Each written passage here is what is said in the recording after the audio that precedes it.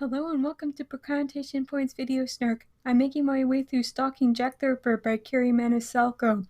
If you haven't seen the other videos about the book, please make sure that you do or else you might be confused. Links will be posted below. Chapter 7. A Study in Secrets, Wadsworth Residence, Belgrave Square, 10th of September 1888.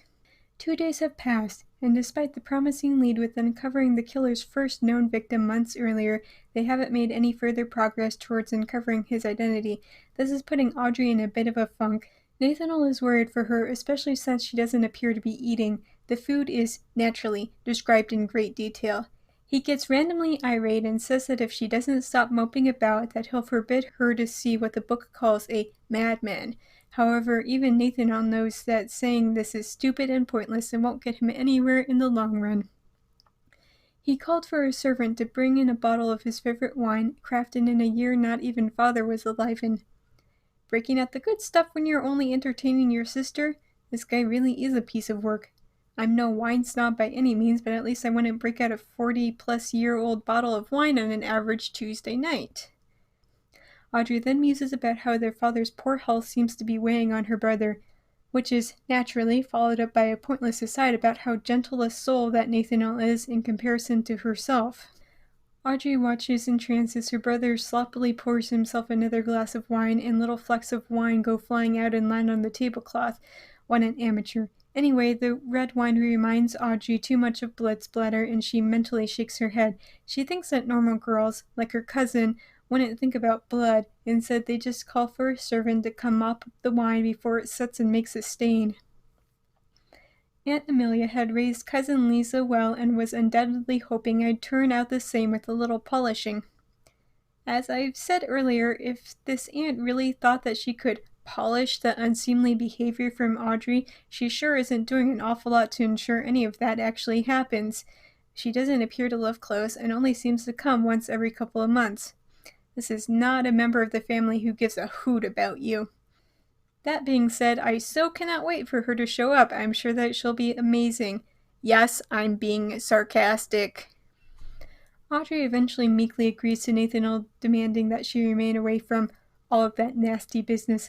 I say eventually because a full page passed between when Nathaniel said this and when Audrey actually bothered to reply. But as you might have already guessed, this is all a ruse. Audrey slips from the dining room ahead of her brother so that she can go look through the family's former employee records in the hopes of uncovering something about Miss Mary Ann Nichols. At the door to her father's study, she hesitates for a moment, if only because going inside is forbidden. She eventually goes, "This is silly," and goes inside, if only after an unholy amount of padding describing the sounds of the servants downstairs. The curtains are drawn tight to block out all and any light, and Audrey describes it as being crypt-like, and that Uncle's morgue has more warmth. As she turns on the light, she finds a random key, but can't waste time trying to figure out what it goes to. I feel like this is going to be important later, so that's why I'm mentioning it now. There's also a huge portrait of one of their ancestors hanging on the wall. It stands out to Audrey because it hadn't been there before. It's also one of those creepy ones, and I'll bet that the eyes follow you everywhere. It also seems relevant, but not right at the moment. Although, who knows? Maybe the gravy described in insane detail earlier is important too! Audrey sits down at the desk, which she says is covered with mechanical drawings made by her father. She starts to search for the records, but finds the last drawer locked, and not just any lock, but something that her father invented. And the fact that her father is some sort of inventor, this is an organic way to drop things like that into a conversation, little tidbits sprinkled here and there, not shoved into our faces for pages and pages, shoved between literal single paragraphs of actual plot. But then Audrey remembers the key she found earlier, and it unlocks the drawer. Inside there are all of the Promise employee files, and there are a lot of them. But they're well organized, so Audrey finds what she's looking for fairly quickly. But there's literally nothing of actual relevance in the folder, just a note of her pay during that time there. And nothing else. The only thing Audrey learns is that the lady worked for them for a fortnight. Feeling stumped, Audrey pulls out the file of their longest working employee, the cook. In the folder are the things that Audrey had been expecting to find, like work history and a letter of recommendation, among other things. Audrey looks at some other random files and finds that they're all like the cook's file. But then Audrey finds a file of one servant in particular. On a hunch, I dug around in the drawer until I found another servant who'd been dismissed for no better reason than having stayed with their family more than a month. Her file looked precisely like Miss Nichols', confirming my suspicions that father must clean out the majority of their info once they were no longer employed. It just seems kind of silly to hold on to that sort of info for such a long time. Audrey was sick when she was 12, and now she's 17. That's 5 years for an employee who only worked for them for 14 days. Audrey just feels frustrated and wished that her dad wasn't so obsessive over things like this. As she's putting the folders back, she notices something, an article about Miss Elizabeth Smith's murder. Oh no, is the father actually the murderer? Chapter 8. Bring Out Your Nearly Dead. Great Western Royal Hotel, Paddington Station, 11th of September, 1888. I kindly ask that the author leave Monty Python out of this. Audrey meets with Thomas at some restaurant to go over the details of the case. However, he's being frustrating and doing more reads of Audrey. She feels like she's about 2 seconds away from jumping across the table and murdering him, even in front of the room full of witnesses. Thomas says something to the waiter, who comes back with a flower for Audrey, but also cigarettes and matches for Thomas. Audrey is greatly offended that not only would he smoke in front of her, but that he's also blowing the smoke directly into her face. But Thomas is really laying on the charming douchebag routine. Why do authors think that this is what women want in a love interest?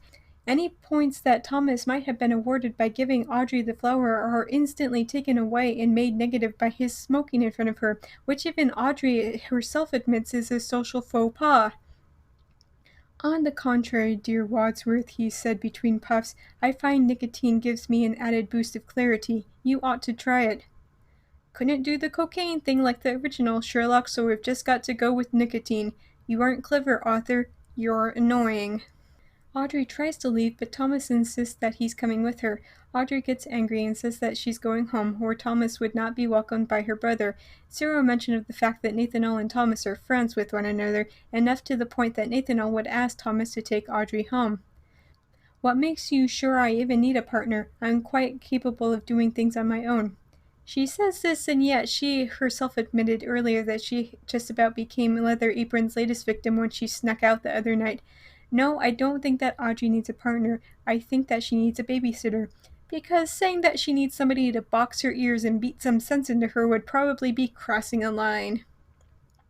Thomas then goes on to say he knows that she's not going home, and this is simply because of the shoes that she's wearing, leather shoes, which are more suited for the rain, and since it's not raining in London, but it's been raining in Reading. Furthermore, when she came into the restaurant but hadn't spotted Thomas yet, she looked at the clock like she'd been in a hurry, and the only train leaving so soon was going to Reading. He's already asked the waiter to arrange for a train ticket, so all of this asking for Audrey's permission was an awful lot of bluster on his part. I want to sit by the window. What now? I asked, losing patience. I usually sit by the window. You may have to sit on my lap. May we please shove him under the path of an oncoming train? They get on the train, and Thomas apparently falls asleep fairly quickly. However, when he wakes up, he is squirming in his seat to the point where I kind of want to ask him if he needs to go use the potty like a big boy. I find the act of traveling very dull, he sighed. Another moment of the inane conversation of the people behind us, or the blasted chugging of the engine, and I might lose my mind altogether. I don't have an ounce of sympathy for him. Audrey told him not to come, but he bullied his way along regardless. Audrey leans back and listens to the conversation behind her. They're talking about all the normal things girls should talk about, and the book doesn't exactly phrase it as, I'm not like other girls, but it might as well. My daily worries were so far removed, I feared I'd always be shunned amongst my peers. While I enjoyed finery, I tried imagining myself chattering on about a napkin design, but my thoughts kept turning to deceased bodies, and I laughed at my failure to even picture being so-called normal young lady. I was determined to be both pretty and fierce, as my mother had said I should be. Just because I was interested in a man's job didn't mean I had to give up being girly. Who defined those rules anyhow?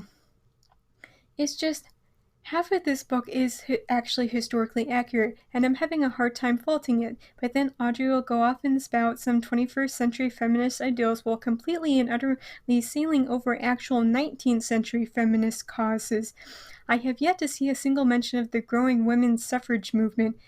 If Audrey is so interested in ensuring that women are treated equally, there were plenty of other women of the time who would have shared her ideals. She could have easily snuck out to a meeting in between solving this murder. When the story actually remembers that Thomas asked Audrey a question of why they were actually on the train, she tells him that she's going to see the family's former valet, because Audrey believes that he might have more info about the first official victim. As they ride through the streets, Audrey confesses that she doesn't know if the lady's fall from grace happened before or after her gainful employment at the Wadsworth residence. But she doesn't say anything about the newspaper clippings about the other murders that Audrey had found in her father's office. When they get to the address, after an unholy amount of time describing thunderstorms and Audrey's emotional connection towards them, they're greeted by a young mother. They ask for the former valet, but the lady says that he's dead. Well, partly dead, but not long for this world. Which is a really strange way of putting it, but it gets the point across, I suppose. Audrey convinces the lady that they just want to say goodbye to an old friend so that they can get inside. After all, not like Audrey couldn't possibly ask literally any other former employee or anything, like that cook that she says has been there for a really long time. The chapter comes to a close with a horrifying picture of a man afflicted by tubercular leprosy. I hope you don't mind me not sharing that particular image. I don't really have a whole lot to say about this story that doesn't make me seem like I'm continuously beating that dead horse. The plot is bogged down by pointless meandering asides. Character A will say something, and the reader should be lucky if it's less than a full page before character B replies, simply because Audrey just needed to tell us about thunderstorms and curry, or wine and blood spatter and how her aunt would have conniptions. I just feel like the singular thing that this author needed was somebody to go through this wretched book and strike out half of it. It's just so unnecessary. Nobody cares about how Audrey ate curry when she was a little girl. Thanks for listening to my book Snark on YouTube. If you're enjoying this, please hit that subscribe button. I post a new Snark video every Monday, but if you're eager for more Snark, you can check out my review of The Plan. If you've already seen that, then you can head over to Tumblr for my main book snarks. And if all of that is somehow still not enough for you, then you can become my patron supporter for just $1 a month and read a bunch of bonus snarks that isn't up anywhere else. See you next week, guys!